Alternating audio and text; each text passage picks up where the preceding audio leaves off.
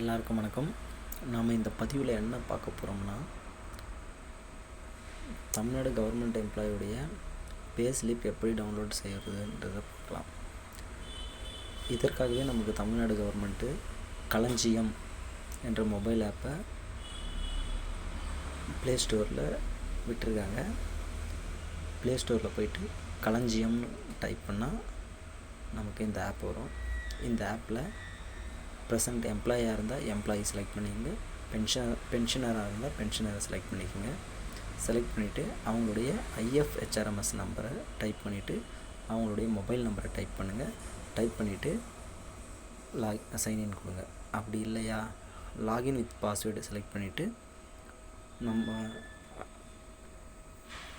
வெப்சைட்டில் போய்ட்டு பாஸ்வேர்டு போட்டு லாகின் பண்ணுற மாதிரி லாகின் பண்ண வேண்டியது தான். வாங்க பார்க்கலாம்.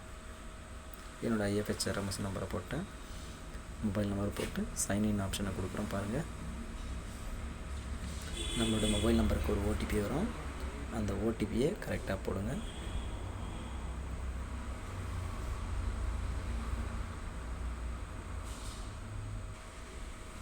$5612 வந்திருக்கு. கொடுத்துட்டு பின்னு செலக்ட் பண்ண சொல்லுது. பின்னு நம்மளாக செலக்ட் பண்ண வேண்டியது தான்.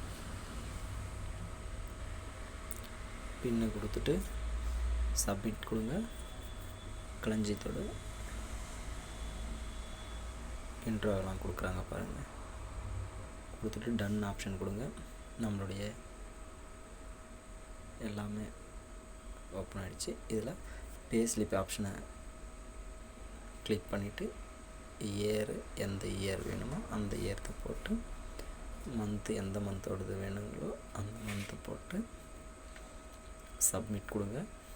கொடுத்துட்டா பே ஸ்லிப் டவுன்லோட் ஆப்ஷன் கொடுத்தோன்னே பே ஸ்லிப் டவுன்லோட் பண்ணிடும். பாருங்கள்,